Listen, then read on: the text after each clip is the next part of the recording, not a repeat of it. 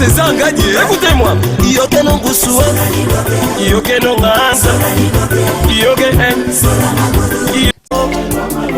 César Ngadi Kleboa. Soloaka moko. Balobi émission ezaka moko. Émission on ni fait vert. Il y a même Glody qui est là-bas fossette. Dans émission era moko. Parce que Bokena qui de gauche à droite cité. Babi sur www.r2congoinfo.fr. Donc Babi si tu as Viennaï. Donc Babi Glody qui est là bas fossette. Donc nabi ke Glody okanga masolo bambolo banyama so mike na zibino na kangibino bekolo César Ngadi Kleboa. Honorable Zakari Baba Bassé. César Ngadi, écoutez-moi. Yoke no Gusua, Yoke no Ngasa, Yoke César Ngadi Kleboa. Honorable Zakari.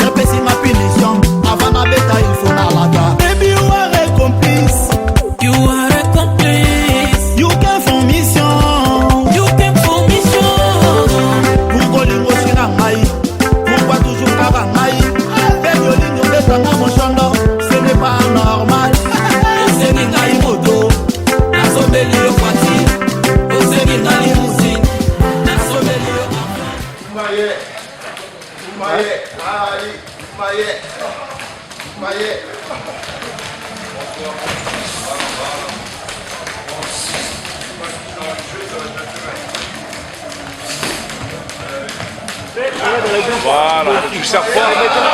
Quelques secondes, oui. Quelques secondes. Vous avez vu comme il a fait ça, comme l'autre était transformé. Bien bouillant, tu peux le mettre, d'accord? Après, tu l'enlèves. Dans l'eau, il reste 15 secondes, 10.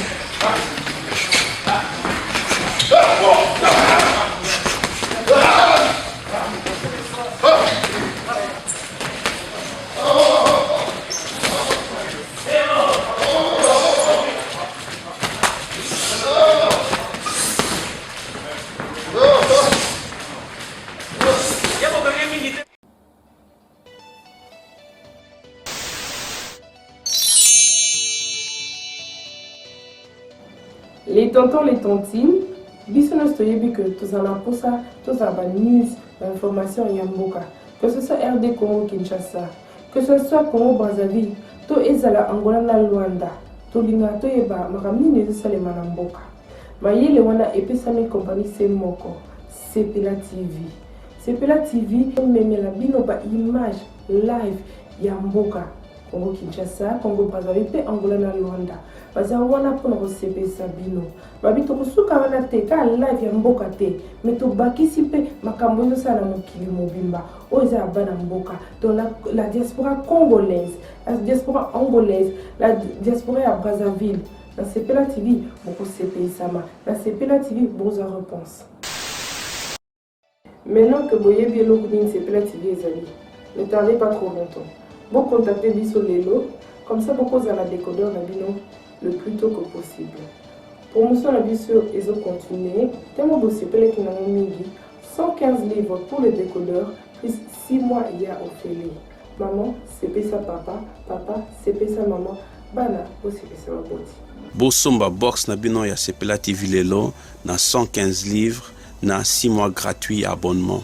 Du nouveau dans Sepela TV, il y a Télé Congo, il y a Congo Brazzaville et aussi Zimbo TV, il y a Angola. Donc il y a Billy.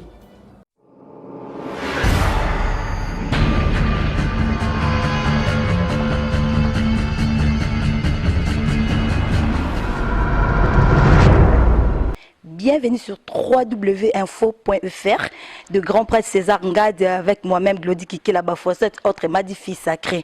Donc le lot surtout yeboé na memeli bino ma solo ya sikaka ndebo mesana. Eza pour rendre hommage ya boxeur na biso Mohamed Ali wa utiko tika biso yango le lot tobité ba boxeur babi ba bo tika bon te faut ba rendre hommage na champion champion total gaming malgré ba no ba botami lelo ba biso de lelo to yeba ki na na kaye mettre ba ki ba œuvre nettement donc ba champion ba lobi lelo ba s'est décidé ba rendre dernier hommage na champion na bango Mohamed Ali donc non kota na ba champion moko voilà bonsoir champion.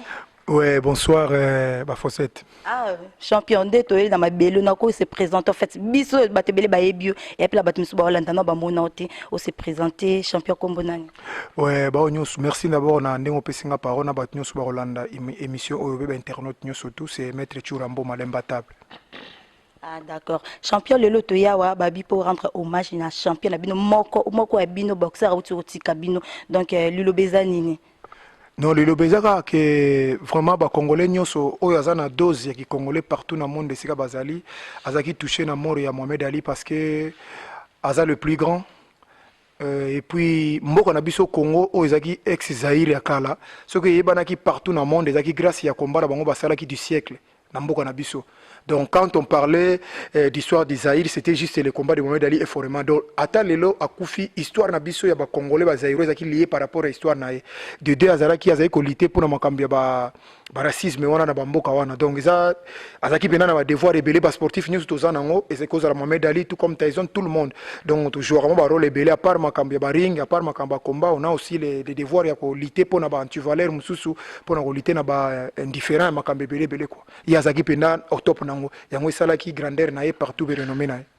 D'accord. Champion est-ce que tokoye ba combat na oya muneno esalamaki ezaka na nini taka bana be babota milelo ba yebati yo moko tu ndongo za wana esalama na 74 yo po obotama na noté de wana yo ba uto salo mikolo donc 74 biso zaki déjà donc ezaki na 74 na stade Tata Raphaël donc na ebiso ezaki suka un événement monde entier ezaki ya hotel mapona likama président Mobutu CCC ko pe son âme donc asala ke loko moko poka zairwa tika lokola elembo pa tika la ko ezaki na 74 na stade Tata Raphaël. Donc souvenir nini wa malamu penza o le sauva jebité champion na biso a sala makama minene o marka yo donc souvenir nini o koko kanisa à travers souvenir wana. Non mais c'est énorme surtout bando lo banga ego silate mais souvenir amaka ezaka ke ndenge Foreman a la machine à tuer donc on a pas na passage naé en tout cas Foreman a détruit tout mais tanga écoute un style o ya Mohamed Ali opoya zaki na moi style naé différent yemo azakolo ba il danse comme un papillon et papillon il pique comme une abeille grâce à style naé wana a créé différence ya ngona kaka iloko totikala nango c'était juste ça. D'accord. Lelo suko ezaka po rendre ba hommage po naé donc ba condoléances na famille naé donc famille naé biologique yango wana. Oui, non, ils ont une famille biologique, même famille. Famille, ils ont les bottes, toute famille, il y a boxe, il y a sport. Et les camés, ils ont les bottes à moko. Les bottes à moko, tu as bonjour, bien, mais même tu as toka, tu as zokana, tu as on est comme les kamsou, et puis bref, ils ont tu as zokana sikoyo, surtout que tu as seulement tu peux s'en bambote. Tu as déjà les bottes à moko soudé, donc pour les bottes à surtout, il y a des boxeurs. Il y a des judoka, il y a des karatéka. Je profite en saluer maître Eva Omanga, les grands karatéka, les célèbres à Paris. Ah ouais, puis on n'a pas le coup d'aller là, le rôle à moi, maître Omanga, un karatéka, mais il est là fort. Donc, les équipes de sportifs, nous sommes à travers le monde, te rendre hommage, te côté l'indifférent, pour bisson dans la histoire et bien, à ça l'un des histoires naïe ou éthiques à la D'accord. Ah merci champion, message jusqu'aux anini pour la bino babo tikali. donc makambo ekendenge nini komba ezo continuer rato akao ya kufi komba pe kufi non ebandaki avaye ya tiki ezo continuer biso tokotika bato mosusu bazo continuer succession ezalaka toujours ndenge kaka balobaka il y a pas de succès sans successeur, il y a pas de successeur sans formation, il y a pas de formation sans préparation. Donc makambo ezokende kaka donc makambo ezokende ezebele do biso tozokende tokotika bato mosusu bakoya parce que makambo ezebele donc ezo idéologie ezali te ezokende ka biso te lelo oyo na mamboko oyo tozali ba champion bazali lokola o bato konde mona ke succession ezali ba Yuri El Toro Kalenga azali mona Yves Ngabu na biso mona na Bruxelles susu bazali ba génération ezoya bazebele o ba entre autres na discipline na boxe ba judoka pe bazali ya génération bazali bazoya ba karatéka bazebele mais nazo ba mingi plus ma boxe quoi yango wana musala ezo continuer. D'accord, merci champion. Champion, est-ce que vous se présenter? Bon, ngai comme on a champion kif maboko mabe. Donc les kenge bete, les titi bambolo ko balie balemba, donc tozakara tozo le laver, nengo to le la qui vient na biso pe djerba wa djerba. Nengo le loto le la pe les grands Mohamed Ali. Akufi pe na honneur. On yango to ki le loto pe sai to sala moi image moko ya suka. To le la epo accueilli mais azana biso. Na musala donc aza toujours na biso donc to serré dans to serré ka travaux. Voilà moi. Deka balobara star akufaka ma ba œuvre na ekufaka te ezali donc ndo monika betoa ba maître mawa ple bazolela fort champion. Bonsoir. Bonsoir, mais moi détail moko ngana za formateur ba champion. Donc ngana coach. Voilà. Ngana former ba champion. Oye na former yo soit otikali champion ngai soit okoma mettre place yo lingi. Mais awa to garder ba champion. Ngape na kota musalo na sande. Premier zate. Car yo au fouti cotisation na yo bon yeah. D'accord. Coach ko se présenter. Bon nga comme on a José Odax Ngufulu. Pour les intimes José Odax, voilà. Donc voilà, tous allés en les Valois, tout travaillera awa donc Clem Mebsou. Alors en ce qui concerne Mohamed Ali, puisqu'il doit aller prendre hommage à Mohamed Ali.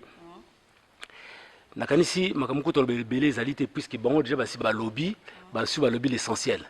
La seule chose dans le baraque, Mohamed Ali a botami a couti boxe. Aïe a transformé boxe.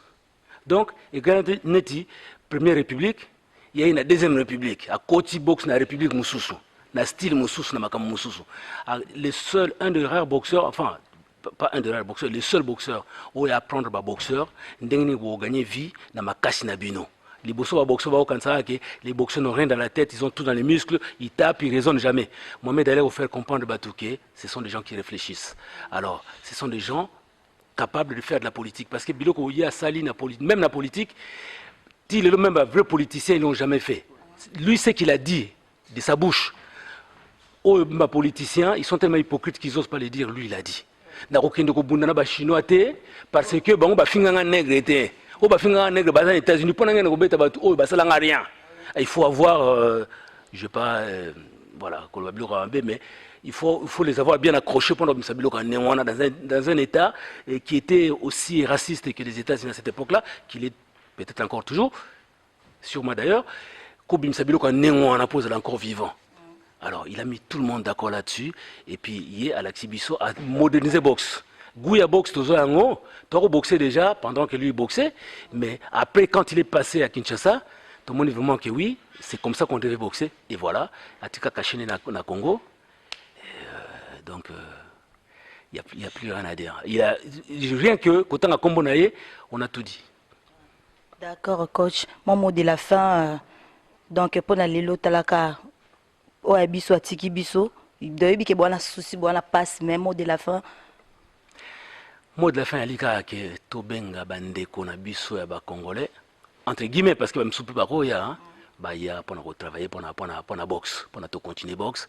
Tous on a besoin de former les petits nabiso à Congolais. Tous on a petit bazar makasi hein. Ba makasi mende fo ba ya.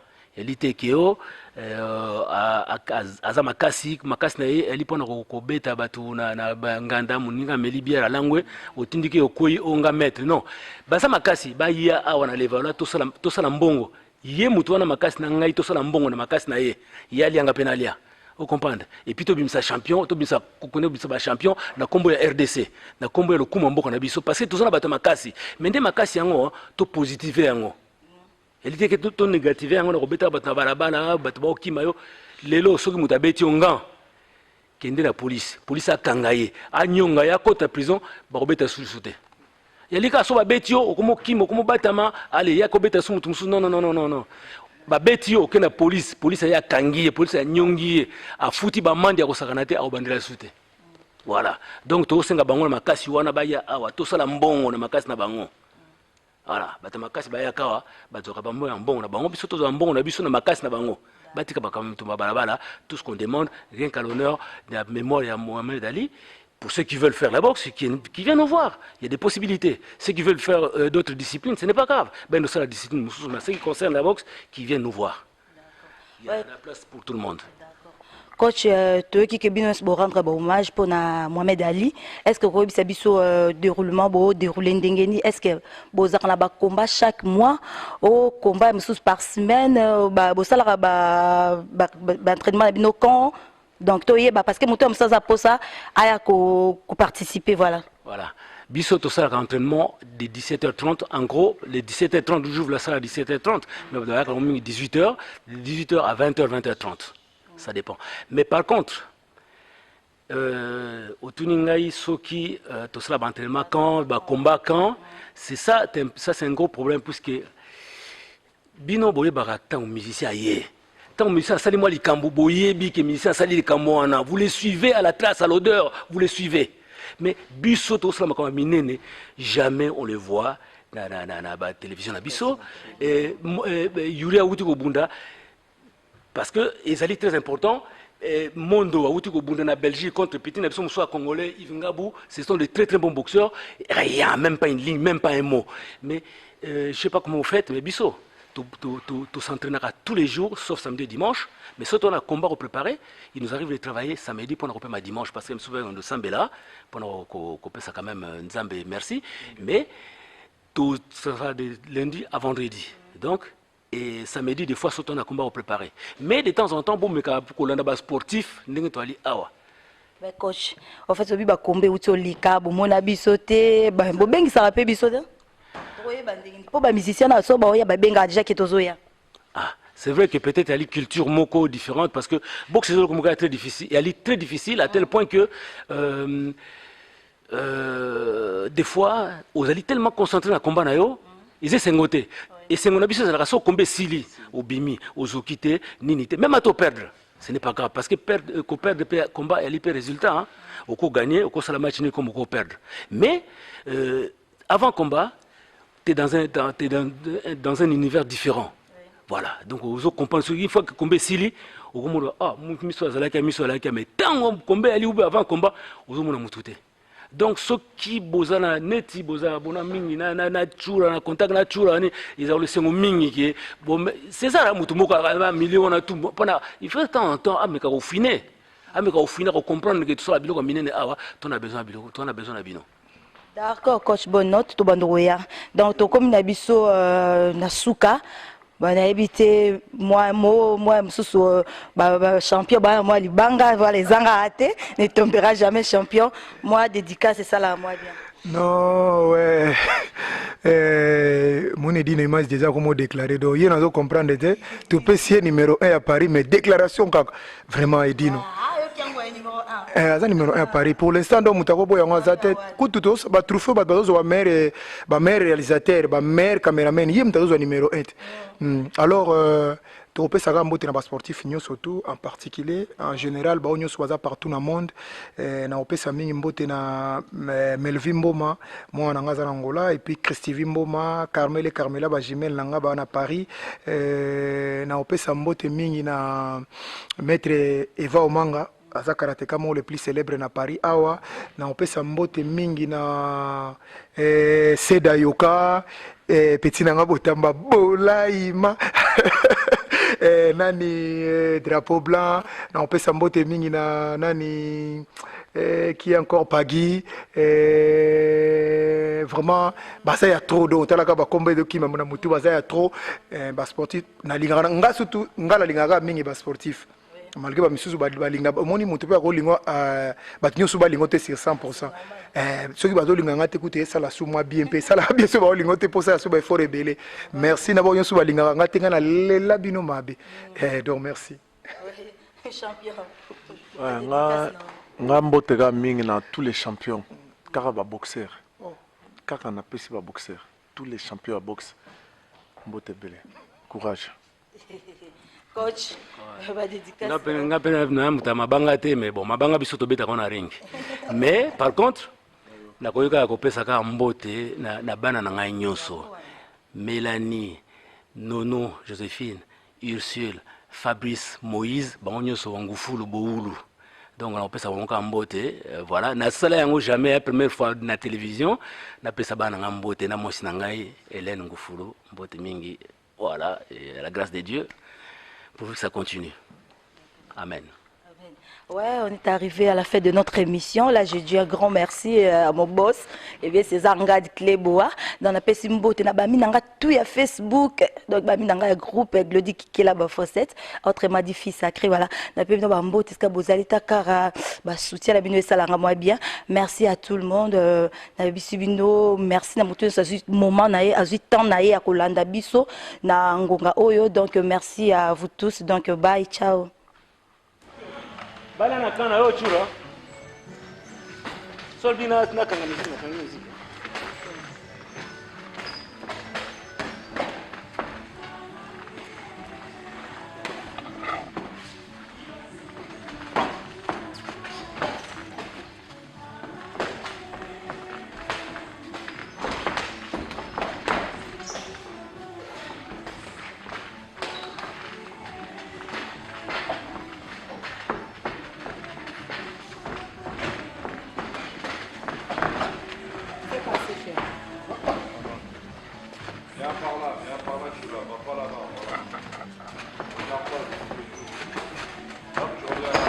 Reviens là. Et la droite.